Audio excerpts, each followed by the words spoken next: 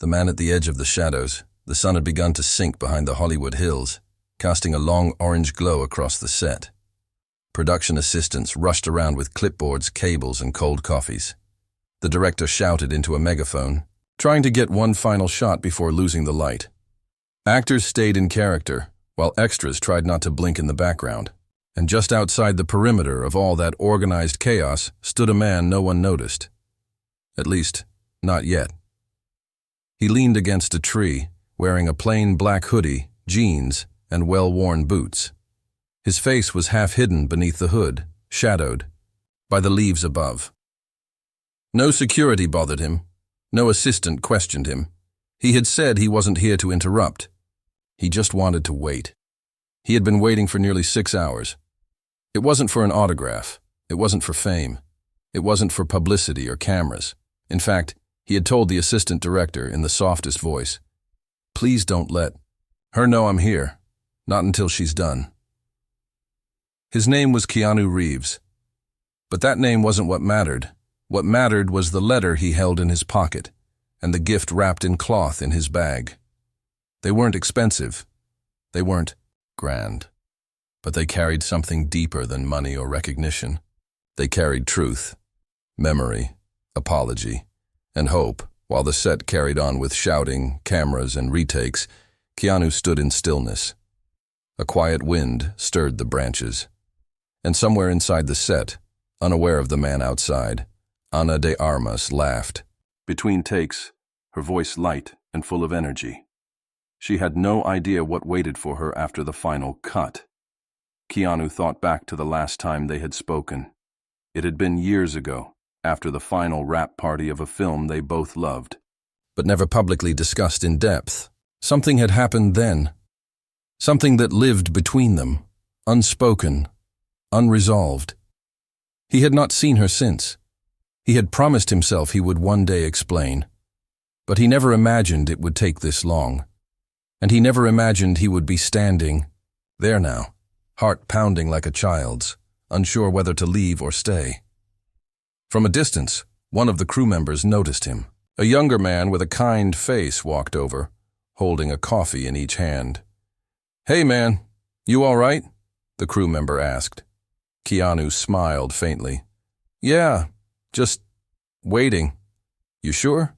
You've been here a while. Want a coffee?" Keanu accepted, the cup quietly. "Thank you," he said, and then looked back toward the lights of the set. "Do you know how much longer they'll be shooting?" The crew member shrugged. "Maybe an hour, maybe 2. The director's chasing light. They always are." "Who are you waiting for, if you don't mind me asking?"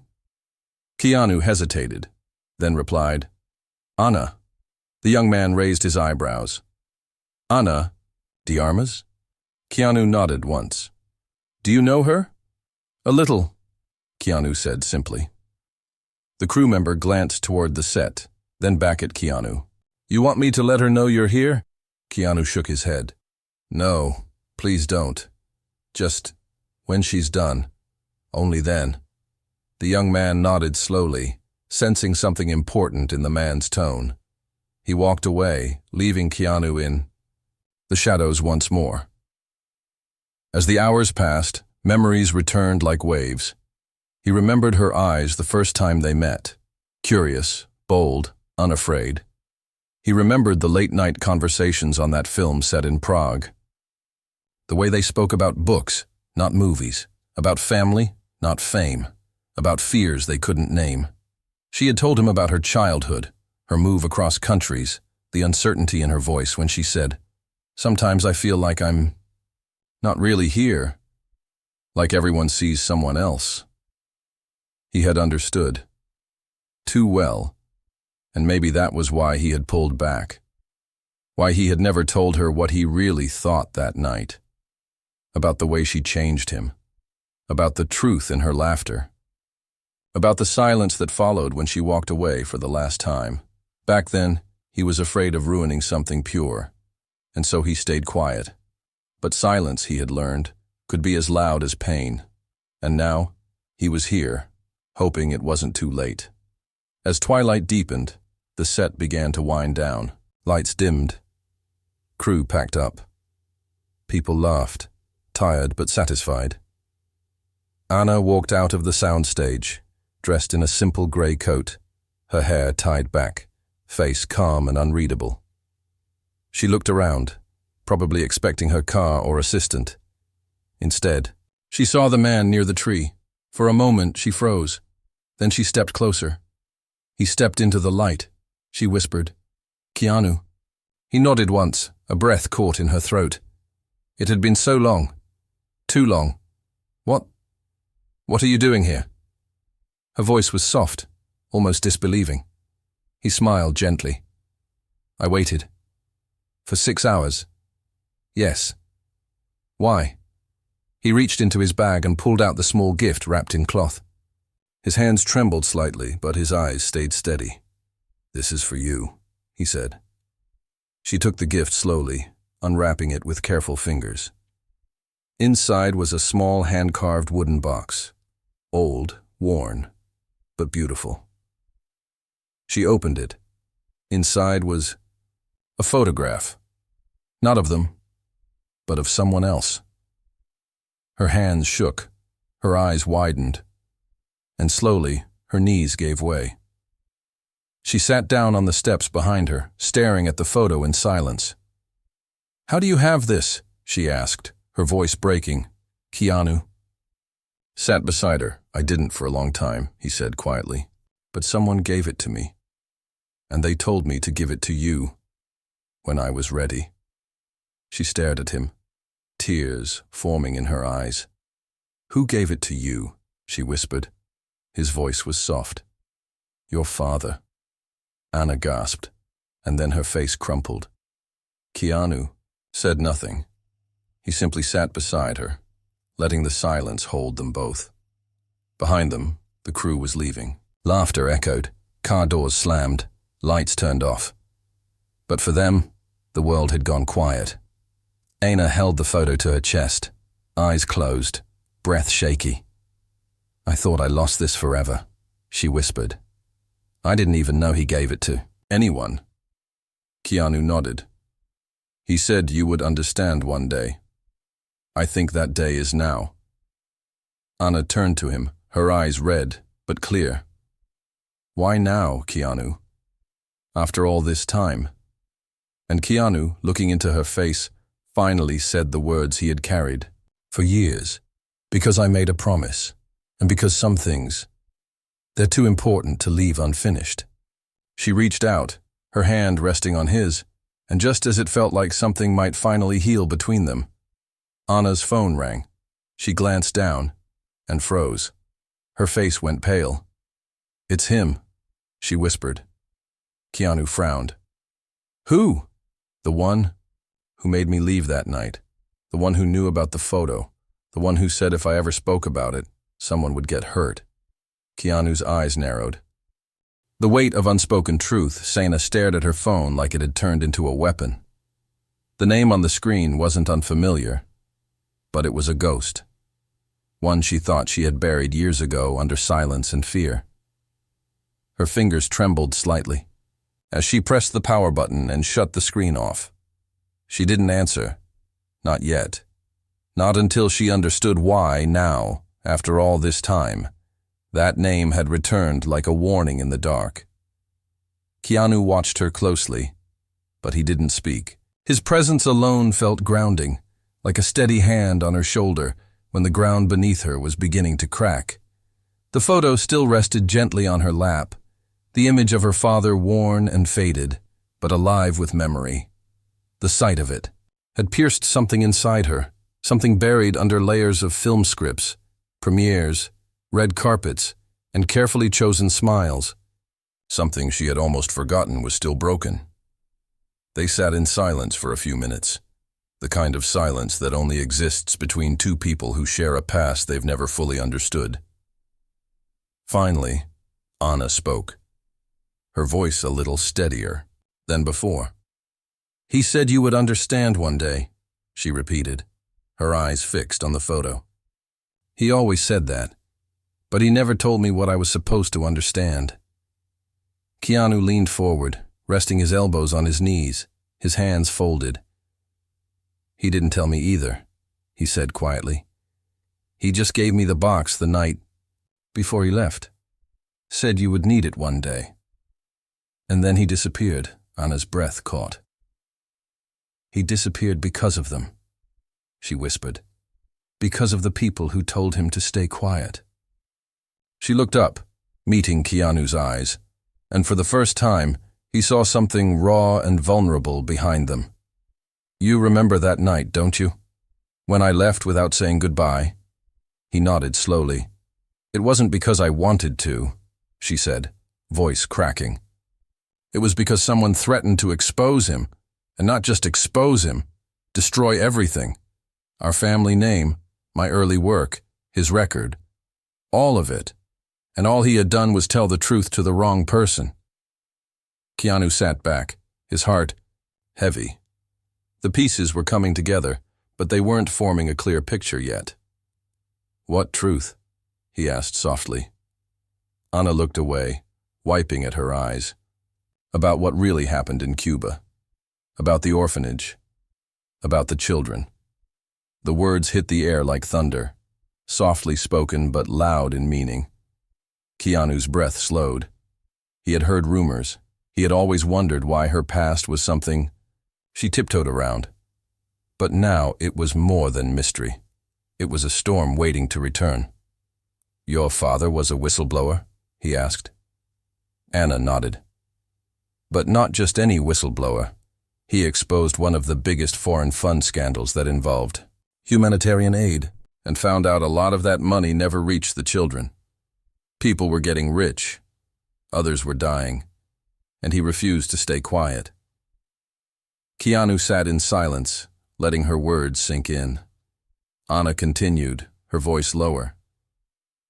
"When he gave you that photo, he was giving you proof, not just of who he was, but of why he had to vanish. That photo was taken in the orphanage, and in the corner, that little girl holding his hand, that's me." Keanu leaned forward, studying the photo again. He hadn't noticed before. The details were faint, but now that he looked closely, yes, there she was. Smaller, softer, with a nervous smile. He looked up at Ana, and his heart broke a little.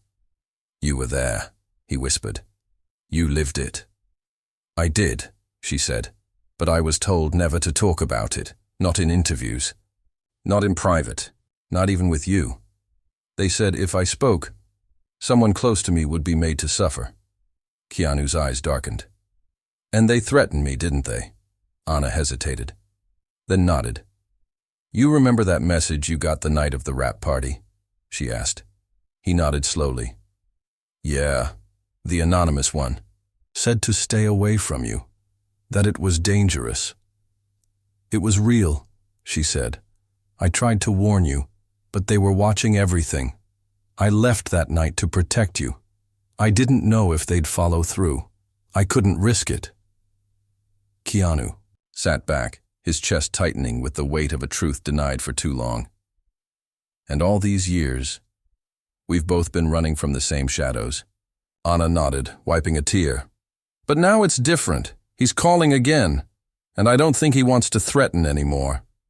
I think he's scared. Something's happened." Keanu stared at the dark sky above. "Maybe he knows we're close to finding the full truth." Ana pulled her coat tighter around her. The night air was colder now. The studio had emptied. Only a few crew trucks remained in the distance. It felt like they were the only two people left in the world. "Keanu," she said quietly, "do you still have the letter?" He reached into his pocket and pulled it out. The envelope was worn, yellowed at the edges, but still sealed. "I never opened it," he said. "I figured it wasn't meant for me. It was yours." Ana took it with trembling fingers. "Can we open it together?" she asked. He nodded. With care, she broke the seal. Inside was a single page, handwritten in neat but shaking script. As she read it aloud, her voice faltered. "To my little girl, if you're Reading this, it means the time has come to finish what I could not. Inside the photo box, there is a key. That key belongs to a storage unit in Havana. It holds everything: documents, video, proof of what they did. I couldn't give it to you before. It wasn't safe. But now, if Keanu is with you, I believe he will protect you. And maybe, together, you can end this story with the truth, not silence. Love always, Dad. Ana broke into quiet sobs, holding the letter against her heart. Keanu placed a hand gently on her back, grounding her again. We're not alone anymore, he whispered. But even as hope flickered, danger stirred. Ana's phone vibrated again. This time. It wasn't a call. It was a message, a single sentence. Do not go to Havana. If you do, someone you love will not return. Ana showed it to Keanu with wide eyes. His jaw clenched. He stood slowly, pulling out his phone and dialing a number. Ana watched him with confusion. Who are you calling? She asked. Keanu waited. A moment, then said into the phone, It's me. We need the plane. Now. Ana's eyes widened. Keanu, what are you doing? He looked at her, calm but resolute. We're going to Havana. Whispers in the wind, the air over Havana was thick with a strange silence, as if the city itself was holding its breath. Clouds hung low over the skyline, and the sound of waves crashing gently against the harbor was the only steady rhythm. It was early morning when Keanu and Ana stepped off the private plane, their footsteps echoing against the empty tarmac. No paparazzi, no fans, no flashing lights, just two people walking into the shadows of their own pasts. They didn't speak much during the flight. Sometimes silence says more than words. Ana had stared out the window most of the time, her eyes following the clouds below, her mind trapped between the memories of her father and the fear buried beneath the message. Keanu sat beside her, watching, not her face, but her hands. They were clenched the entire time, knuckles pale, and he knew she was bracing herself for more than just truth. She was bracing herself for pain. A quiet black car waited for them at the edge of the runway. No driver, keys on the seat. Keanu glanced around the lot, half expecting someone to watch them from the shadows, but the area remained still. Too still. Ana slid into the passenger seat. Keanu took the wheel. Neither said a word until the airport gates faded behind them. The storage unit is in the old quarter, she finally said, her voice dry from disuse.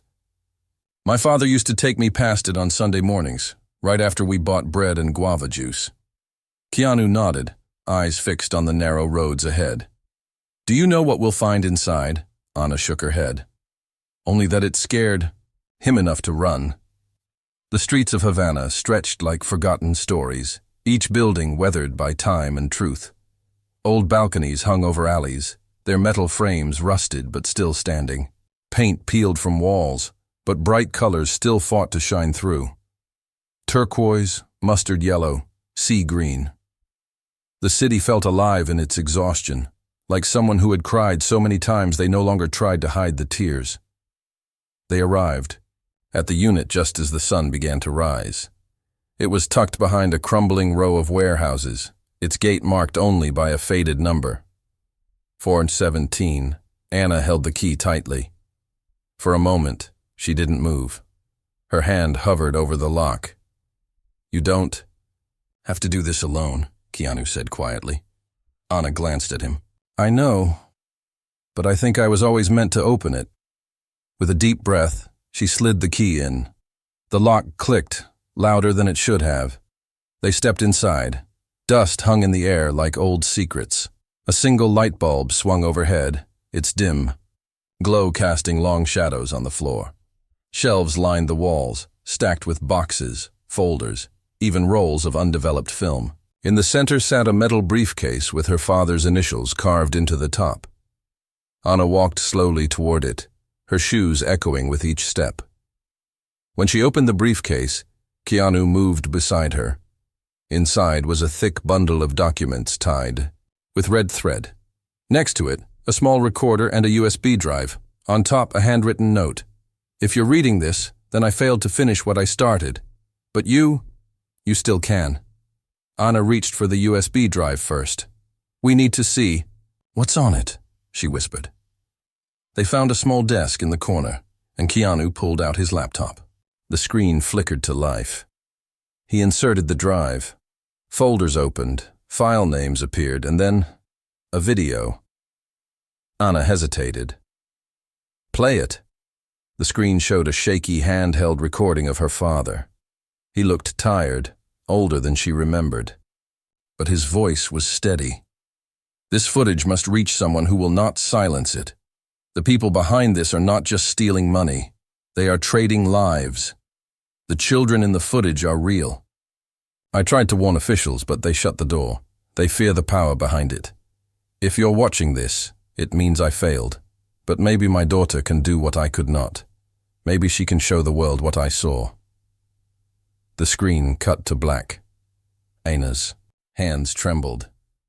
She looked at Keanu, her voice barely a whisper. There's more here. I can feel it. They searched the shelves, opening box after box. Some were filled with personal items, photos of Ana as a child, her father's notes, receipts. Others held old cassettes, documents in Spanish, passports with unfamiliar names. And then Keanu found it, a locked metal container buried beneath papers. He held it up. This one's different. Ana found a second key taped beneath the desk drawer. With a quiet breath, she turned it in the lock. Inside were photos, real ones, not of them, but of children, dozens, in facilities with no names. Many of the images had dates, locations. Some had files attached to them, detailing medical experiments, missing aid, and lists of officials involved. Ana's eyes filled with tears as she recognized one of the locations. That's where I used to sleep, she whispered. But it didn't look like this when we lived there. The photo showed broken beds, crying faces, and men in military gear. Keanu looked at the files, then back at her. This isn't just corruption. This is something else. Ana picked up a folder marked Operation Estrella. As she opened it, her phone buzzed. One new message. You have less than 24 hours. You were warned. Ana's hands tightened around the phone. They know we're here, she said. Keanu stood up, pulling the folder from her hands. Then we move now. Move where? To someone who can help. Us make this public, Ana hesitated. There's only one person I know who could do that. Someone who owes my father. Then that's where we go. They left the unit with the files packed tightly in Keanu's bag. Outside, the city had awakened, unaware of the storm rising beneath its streets. But as they stepped back onto the street, Ana felt something cold. Eyes watching. Someone standing across the alley, dressed in plain clothes, sunglasses over their face. They didn't speak, they didn't move, but the message was clear. We see you. Keanu put a hand on her shoulder. We're not backing down, he said, and she believed him. But deep down, she also knew. Before this was over, something would be taken from them, and the only question left was what? The man who never forgot the car weaved through the narrow streets of Havana like a whisper in the wind, its windows tinted just enough to hide the truth inside. Ana clutched the briefcase to her chest while Keanu drove, eyes sharp, hands steady. There was no music, no chatter, only the hum of the engine and the weight of everything they now carried. Truth that could shatter reputations, expose crimes, and possibly get them killed. They had only one name. A man Ana's father used to meet in secret. He had once been a journalist before he was silenced. Now he lived off the grid, deep in the outskirts of the city, writing letters no one published and recording stories no one heard. But he had one thing that still mattered: integrity. And more than that, he had a memory like a trap. Once you told him a secret, it stayed alive forever. Are you sure he's still here? Keanu asked quietly as they passed an old cathedral with broken windows. If he's not, Ana replied, then we're alone in this. The house they stopped at looked abandoned, an old villa covered in vines, its front gate hanging off, the hinges. The windows were dark. The air smelled of dust and old stories. Keanu knocked twice. No answer. Ana stepped forward and whispered through the door. Don Tomas, it's Ana. I'm Arturo's daughter. There was silence. Then a slow creak of a bolt sliding back. The door opened just enough for a weathered eye to appear. It looked at her for a long time. Then the door opened wider. He had a beard now, mostly gray, and walked with a limp, but his voice was strong. You have your father's fire in your eyes, he said.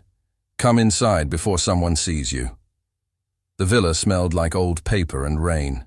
Shelves were stacked high with books, some burned around the edges. Typewriters, notebooks, photographs of people long gone. Don Tomas moved with purpose, despite his limp, and guided them to a hidden room beneath the floorboards. A bunker built out of fear and used only when the truth was too dangerous for daylight. Once the door shut, Keanu placed the briefcase on the table and opened it. The old man's eyes widened as he sifted through the files, photos, and tapes. He kept all this, Tomas whispered. I thought it was lost. Ana leaned in. We need someone who can help us release it. Someone who can protect us when this goes public. Tomas shook his head. If you put this out, there is no protection. Not for you, not for him, not for anyone mentioned in these files. This doesn't just reach Cuba. It touches Europe, the States, names in Hollywood, government, charities, people who sell hope in the daylight and buy silence in the dark. Keanu's voice cut through the air, low and unshakable. Then we bring light, all of it. Tomas studied him for a long time. You're not just here for her, are you? Keanu met his gaze. I'm here for what her father stood for the people in those photos. And yes, for her. Because I should have stood with her the first time. Ana looked down, her voice softer. My father trusted you. Will you help us? Tomas slowly nodded. Yes, but we'll have to be smart. This can't go out all at once. It'll be buried, discredited. We need a strategy. For the next few hours, they worked in the bunker. Tomas scanned documents, encrypted files, and began contacting old allies from his hidden network. Activists, lawyers, rogue broadcasters. Meanwhile, Keanu and Ana sat side by side, reviewing every piece of evidence. The deeper they went, the more horrifying the truth became. There were names of children marked as unreturned, medical trials without consent, officials profiting off stolen identities, and woven between it all, notes written by Arturo, Ana's father, filled with desperation and courage. But it was the last folder that froze them. A single page, not typed, handwritten. A list of names under a title, Protected by Threat. Ana read the list aloud slowly. Emilio Rivera, Sofia Bastida, Tomas Suarez. And then she stopped. Her own name was there, and so was Keanu's. Her voice cracked. He knew we were in danger before we ever were. Keanu leaned forward. His name wasn't just listed. It had a mark next to it. A red inked circle. And beside it, a short note. If I vanish, warn him. Tell him not to trust the studio. Keanu's chest tightened. His mind raced back to that night. How a project he was excited for suddenly fell apart. How meetings were canceled. How contracts vanished. How everyone looked the other way. Back then, he thought it was bad luck. Now he knew it was design. Someone in the industry had tried to shut him up before he ever knew what he was being silenced for. Ana grabbed his hand. They didn't just want to scare me, they wanted to erase you too. Before he could respond, Tomas returned with news. Someone tipped them off, he said quickly. We have minutes, not hours. They're coming for the unit. And they might come here next. Keanu stood up. Then we take what matters and go. Everything else burns. They loaded copies of the most critical files onto encrypted drives. Tomas handed Keanu a flash drive the size of a paperclip. This has it all. If I disappear tonight, you take this to a woman in Madrid. Her name is Noelia. She'll know what to do. Ana packed the photo of her father, the letter, and the original footage. Then they left the villa through a hidden exit behind the garden. As they reached the main road, Keanu's phone buzzed. One message. No name. No number. You were warned. Havana will not be your last stop if you continue. He didn't show it to Ana. He simply turned to her and said, "They know we're not backing down." And she smiled. Not in fear, but in defiance. Then let's make sure they know what we're fighting for. They climbed into the car and vanished into the Havana morning, carrying truth in a world built on lies. But neither of them noticed the motorbike following them 2 blocks behind. The silence before the storm, the rain began softly, like a whisper on the windshield. Havana's streets shimmered beneath the street lamps as Keanu guided the car through narrow lanes, heading away from the old quarter. Ana sat beside him, silent, the small flash drive clutched in her palm like a final lifeline. Her fingers trembled, not from fear but from the weight of what they now carried, a truth so heavy it bent everything around it. The night outside was thick and slow, the kind that muffled sound and made time feel slower. Keanu's eyes scanned the rearview mirror again. He had noticed the motorbike earlier, keeping its distance, always appearing a few turns behind. He didn't want to alarm Ana, not yet. But he knew. Someone was watching them, following them. And they weren't here to ask questions. Ana finally spoke, her voice thin. "Do you think Tomas will be safe?" Keanu didn't answer right away. "He knew the risk," he said softly. "He chose to help anyway." Ana turned to him. "What if we can't finish this? What if they catch us?" First, Keanu's grip on the wheel tightened. Then they'll still lose. Because the story's already out. Even if we don't survive it, the truth will. She looked down at the drive again. Such a small thing. Plastic and metal. But inside it, files, names, faces, children, betrayal, pain, and her father's final stand. They reached an abandoned dock just before dawn. It had once been a checkpoint for foreign aid deliveries. Now it was crumbling, forgotten by time. Keanu parked the car beneath the remnants of a rusted canopy. The sea was restless, gray and cold, crashing against stone barriers. A man waited near the edge. He wore a long coat and held a folded newspaper. When he saw them, he gave a faint nod and turned away, walking toward a storage container. "Who is he?" Ana whispered. "A smuggler," Keanu replied. "One of Tomas's last contacts. He gets people and things across borders quietly. Can we trust him?" Keanu looked her in the eyes. "We don't have the luxury of trust, only necessity." They followed the man into the container. Inside, dim lights flickered and boxes lined the walls. He gestured toward a bench without speaking. "Plane leaves at noon," the man said. "From a private airstrip outside Santiago. We'll get you there, in one piece. What you do after, I don't want to know." Ana nodded. "Thank you." He gave them a tired look. "Don't thank me. You're carrying fire. Just don't drop it." He left them alone after that. The hours passed slowly. Keanu leaned against the wall, listening to the sound of the rain and distant waves. Ana curled up on the bench, holding her knees to her chest. They didn't talk much. There was a quiet between them now, different from fear. It was the silence of two people who had seen too much to pretend anymore. There was no turning back. No pretending it wasn't real. When Ana finally spoke, her voice was quiet. "I never told you what happened the day my father disappeared." Keanu looked up. "You don't have to." "I want to," she said, "because I remember it like it was yesterday." She stared into the shadows as she spoke. "I was in New York, auditioning for a small part. My phone rang. It was a voice, I didn't know. They said my father had been taken in for questioning, that he was being moved for his safety. But when I tried to call him, the line was dead. And the next morning, a note was slipped under my hotel door. It said, "He's gone. Stay silent, or you'll be next." Her voice cracked, but she didn't cry. I waited. I called every day for months, then years. No answers, only silence. Keanu walked over and sat beside her. "And you carried all of that alone." I tried to forget, tried to focus on work, but it never really left.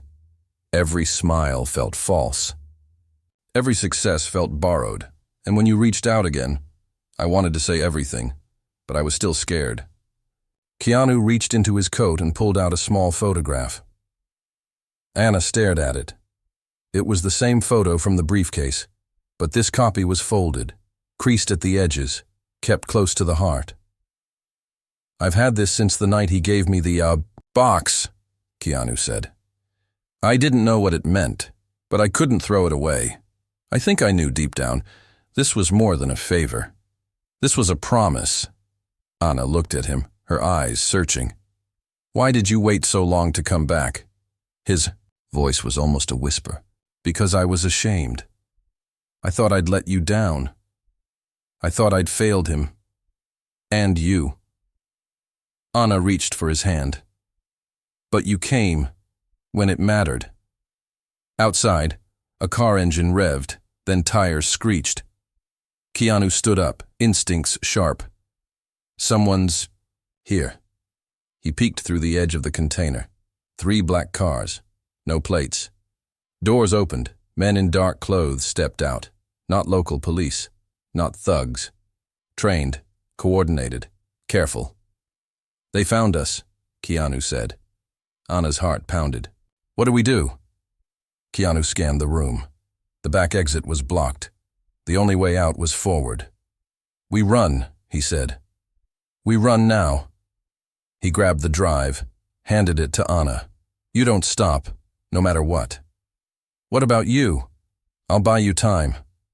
"Keanu, go." She stared at him for a heartbeat that felt like forever. Then she ran. Keanu stepped out as the first man rounded the corner. They locked eyes. "You shouldn't have come back," the man said. Keanu's reply was cold. "And you shouldn't have hurt her family." He moved fast, faster than they expected. His body was calm but brutal, disarming one, knocking another back with a pipe. But there were too many. Punches landed, blows hit. He fought until he couldn't breathe, but he never let them near the container. Inside it, Ana escaped through a side panel. She ran into the night, the drive clenched tight, the sound of shouting. Behind her, and as she vanished into the maze of streets, Keanu fell to the ground, breathing hard, bruised, bleeding, but alive. Barely. He smiled through the pain, because she had gotten away, and the truth was still in motion. What he left behind, the sky over Madrid was pale and cold when Ana stepped off the train, her face hidden beneath a scarf and large glasses. Her clothes were dusty, her shoes torn at the soles, but her eyes burned with something clear and fierce. She had survived. Barely. And in her coat pocket close to her chest, the flash drive remained untouched. Everything depended on it now. 3 nights had passed since the ambush at the Havana docks. 3 nights of hiding, of dodging silent watchers and unknown faces. Every shadow felt like a threat. Every footstep behind her made her heart jump. But she never stopped, never turned back, and she didn't know if Keanu was alive. The last image she had of him was in the rearview mirror, his body standing tall against a group of men, fighting not to win, but to delay. He hadn't looked back, hadn't said goodbye. Just one final glance, full of something she couldn't name, something close to peace. No one had heard from him since. Ana hadn't cried, not yet, not until it was over, not until she finished what he had started, what her father had died for, what they had all risked their lives to protect. She arrived at a modest apartment above a bookstore near the Plaza Mayor. The bell above. The door jingled softly as she stepped inside. An old woman behind the counter looked up and nodded without a word. She had been waiting. Ana followed her upstairs. In the small room, a laptop sat on a wooden desk.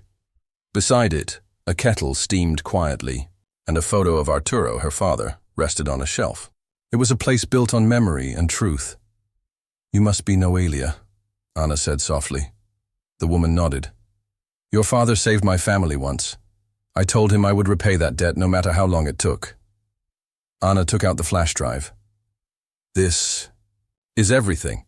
Noelia accepted it with reverence. "Then let's begin." For hours they worked, decrypting files, translating documents, uploading footage to secure servers. Ana recorded a statement in both Spanish and English, telling the story of her father, of the children, of the corruption hidden beneath foreign aid. Her voice never trembled. Her eyes never looked away from the camera. When it was done, Noelia turned to her. "Once this is out, there's no turning back." Ana nodded. "I know." Noelia pressed a key, and the truth began its journey into the world. It didn't go viral, not at first. No headlines screamed it, but it spread, quietly, powerfully, across private networks, through encrypted apps, shared between people who had waited years for someone to speak. Lawyers contacted her. Journalists from 3 countries reached out. A non-profit offered protection. A senator in Europe demanded an inquiry. Names were named. Evidence reviewed, and people who had once felt untouchable began to feel the walls closing in. Ana stayed in Madrid under a new name. She didn't return to Hollywood. She didn't take interviews. She just watched from a distance as the truth did what her father always believed it would, set fire to the lies, but her heart still held one ache. She didn't know what had happened to Keanu until one morning a letter arrived. No return address. Just her name, written in quiet ink. Her hands shook as she opened it. Inside was a single page, written in his voice. "If you're reading this, it means I made it far enough to get this to you. I don't know if I'll ever be able to see you again. But know this, I would do it all again, without hesitation. Not because I was brave, but because you believed in something worth protecting. I don't know where the road ends for me. Maybe it already did. But if you're safe, if the world now knows the truth, then that's enough. I never needed thanks. I only needed to know that your voice wouldn't be silenced again. Thank you for letting me be part of something real, something good. Tell the story. Live free. K." Ana pressed the letter to her lips. The tears came then, slow, quiet, full of love and grief and something deeper, a promise fulfilled. Months passed. Governments changed. Funds were frozen. Lives were saved. A foundation was started under her father's name. Its first program rebuilt the orphanage in Cuba. The one where it all began. Children now laughed in its halls. Ana never appeared in public again, but her voice was everywhere.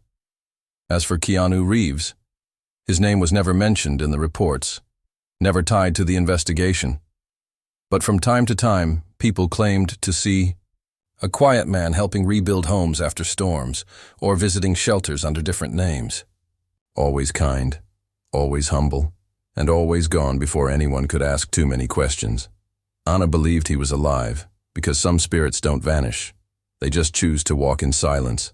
And in every moment where someone speaks truth against power, he is there, watching, smiling, and waiting to help again.